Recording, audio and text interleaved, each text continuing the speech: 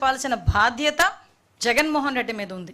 ఇవన్నీ ఒక పక్క జరుగుతున్నాయండి. అంటే వీళ్ళు ఎలాగ మనల్ని మౌల్డ్ చేస్తారు, ఎలాగ పబ్లిక్కి రాంగ్ మెసేజ్ పంపిస్తున్నారని చెప్పడానికి మీకు ఇక్కడ ఒక విషయం కూడా చూపించాలి. ఇప్పుడు ఒక చిన్న వీడియో ఒకసారి మాట్లాడిన తర్వాత దాని గురించి మాట్లాడుకుందాం. ఒక్కసారి వీడియో ప్లే చేయండి. ఒకసారి భారతి గారు జస్ట్ కొంచెం వినాలి.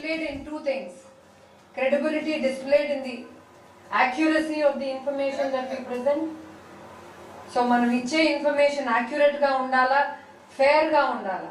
అంటే we are giving voice to the people about whom you are writing.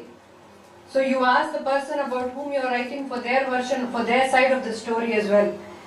ఒకప్పుడు మనం ఏదైతే other side of the coin ఇవ్వడానికి వచ్చినామో మనం మర్చిపోకూడదు other side of the coin ఇవ్వడానికి. So whatever story we write, we should take their version as well. And all the facts that we know, we should present them.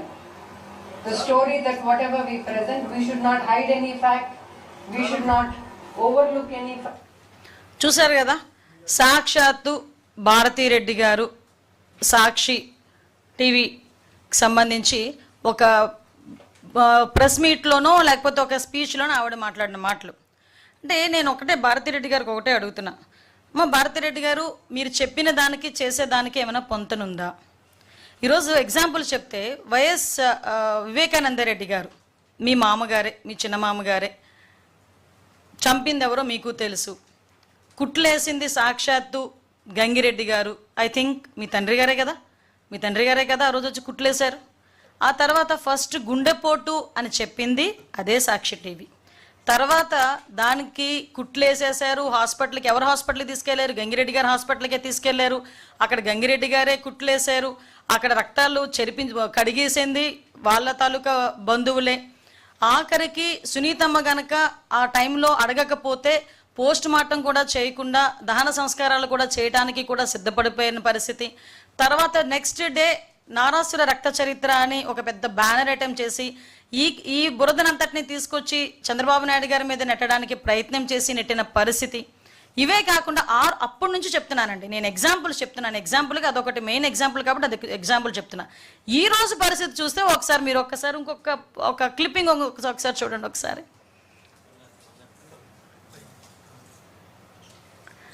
ఒకసారి అది చూడండి. ఒకసారి అది live YSRCP chief YS Jaganmohan Reddy Nellore tour. Just ఒక్కసారి అది ఎలా చూడండి. ఎస్, అక్కడ పాజ్ చేయండి అమ్మ, ఒకసారి మళ్ళీ బ్యాక్కి వెళ్ళి పాజ్ చేయండి. ఎస్, అక్కడ ఒకసారి చూడండి. వ్యవసాయ మార్కెట్ కమిటీ బంగారుపాళ్యం. ఈరోజు సాక్షి టీవీలో కిందన చూడండి, Nellore tour, YSRCP chief Jaganmohan Reddy Nellore tour. ఇది official page, YSRCP official, YS Congress party. Okay, ఇది సాక్షి టీవీలో వీళ్ళు ప్లే చేస్తున్నది. అంటే ఇక్కడ ఏంటంటే అక్కడ వ్యవసాయ కమిటీ బంగారుపాళ్యం. జస్ట్ కొంచెం అలా బ్యాక్ రండి ఒకసారి. ఇది నెల్లూరు టూర్ అని చూపిస్తారు. అంటే జనాలు లేక జనాలను చూపించుకోవటానికి, ఒక మభ్య పెట్టడానికి, అవాస్తవాల్ని వాస్తవంగా చిత్రీకరించడానికి, లేనిది ఉన్నట్లు చిత్రీకరించడానికి సాక్షి టీవీ ఇంత దిగజారుడుతనానికి దిగజారుతుందా? భారతిరెడ్డి గారికి నేను స్ట్రైట్ క్వశ్చన్, ఏమైంది మీ తాలూకా క్రెడిబిలిటీ? మీ టీవీనే, మీ టీవీలో వేసుకున్నది. ఈరోజు నేను ఎప్పుడు గురించో మాట్లాడట్లా, ఈరోజు మీ క్రెడిబిలిటీ ఏమైంది? ఎట్టి పరిస్థితుల్లోని వాస్తవాలను హైట్ చేయకూడదని చెప్పున్నారు ఇందాక. మరి ఎందుకు ఇలాగా చేయాల్సిన అవసరం వచ్చింది? పక్కన పెట్టండి మా బంగారుపాళ్యంది ఒకసారి. అదే మనకి మెయిన్. కొంచెం బ్యాక్ రండి, అదిగో జస్ట్ పాజ్ చేయండి.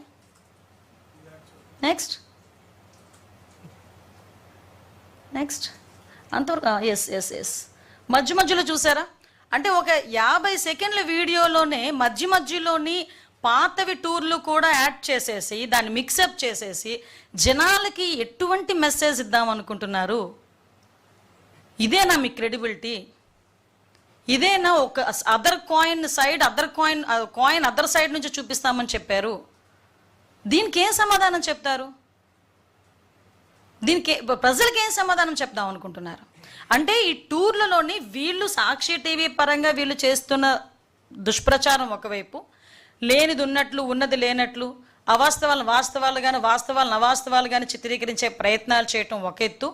ఒక పక్క నుంచి జగన్మోహన్ రెడ్డి క్లియర్ కట్గా బయటకు వచ్చి పోలీసుల మీద దుమ్మెత్తిపోయటం, పోలీసులు నోటుకొచ్చినట్టు మాట్లాడడం, చంద్రబాబు నాయుడు గారి గురించి నోటుకొచ్చినట్టు మాట్లాడడం, లోకేష్ గారి గురించి నోటుకొచ్చినట్టు మాట్లాడడం. ఈరోజు ఆంధ్రప్రదేశ్ పరిస్థితి ఏంటి? ఆంధ్రప్రదేశ్లో ఒక గాడిలో పెట్టడానికి ముఖ్యమంత్రి గారు ఎంత కష్టపడుతున్నారు? ఒక ప్రతిపక్ష నాయకుడు హోదా లేకపోయినా ప్రతిపక్ష పార్టీకి ఒక నాయకుడిగా ఉన్నందుకు నువ్వు ఇవ్వాల్సిన ఒక సద్విమర్శలు చేయకుండా నోటుకొచ్చినట్టు ఇలాంటి మసిపూసి మారేడుకాయలు చేసే పరిస్థితి చేస్తూ ఉంటే ప్రజలు నిన్ను నమ్ముతారా? నువ్వు చేసిన ఆ రోజు చేసిన కోడికత్త వ్యవహారం, గులకరాయి వ్యవహారం అక్కడితో క్లోజ్. ఇంక అక్కడి నుంచి ప్రజలు నమ్మే పరిస్థితులు అయితే కనిపించట్లే. ఈరోజు మేము పరదాలు పెట్టట్లే, మీకు హౌస్ అరెస్టులు చేయట్లే, మీకు పర్మిషన్లు ఇస్తామంటున్నాం, కనీసం మహిళల మీద కన్సర్న్ లేదు. నేను ఈరోజు క్లియర్గా జగన్మోహన్ రెడ్డి గురించి చెప్తున్నా, నువ్వు నిజంగా యాత్ర చేయాలి, నిజంగా పరామర్శించాలంటే ప్రశాంతి రెడ్డి గారి ఇంటికి వెళ్ళి పరామర్శించు.